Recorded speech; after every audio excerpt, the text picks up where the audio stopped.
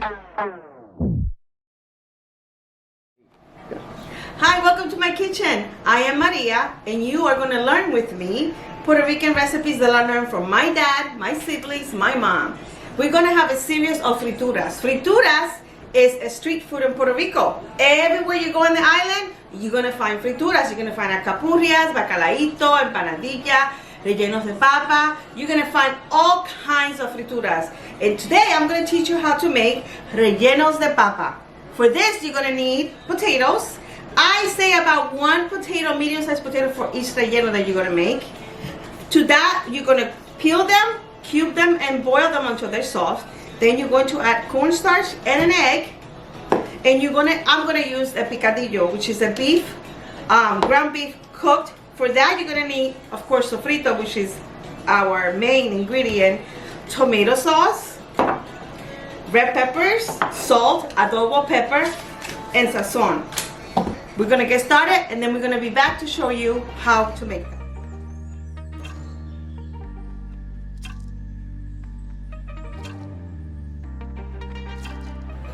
So I made the meat. It's already done. It's cooling. The potatoes, I chopped them in cubes, as you can see, and I boiled them until tender. I'm going to mash them now. You have to let them cool before you add the egg because, of course, it was scrambled in them. And I have flour here that I season with salt and pepper where I'm going to roll the rellenos after they made. So that when you fry them, they have a nice crispy outside of the potato. And season everything because, of course, you want everything to have flavor.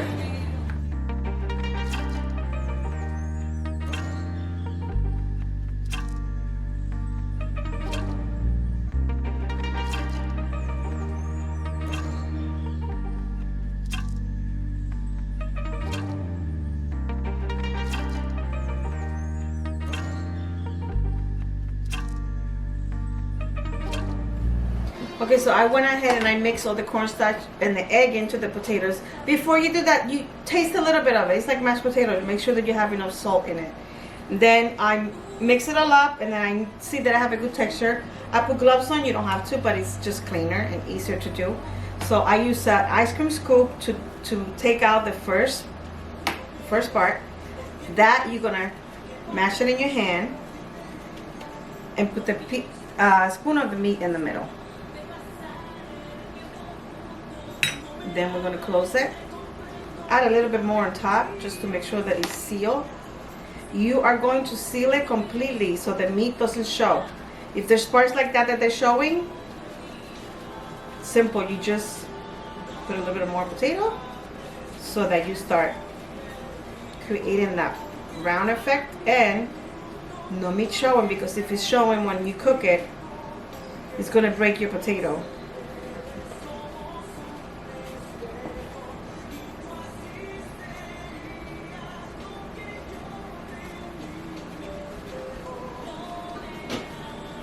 And remember, I told you that I seasoned the flour. I'm going to roll it in it now.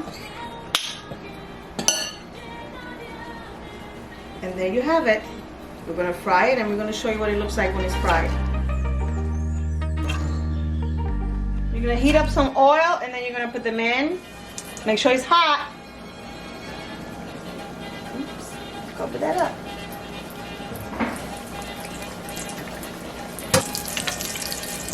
You're just going to cook them until they're brown because everything inside is cooked already, so you just want them to brown on the outside.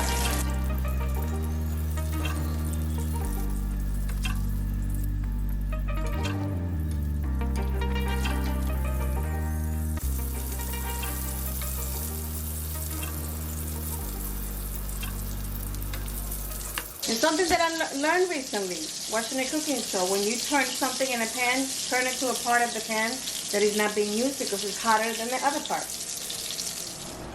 Here we have the finished product. It's already, I told you, inside it was already cooked, so you don't have to fry it that long just to get it crispy on the outside. And you see the meat and the potato. Let's give it a taste.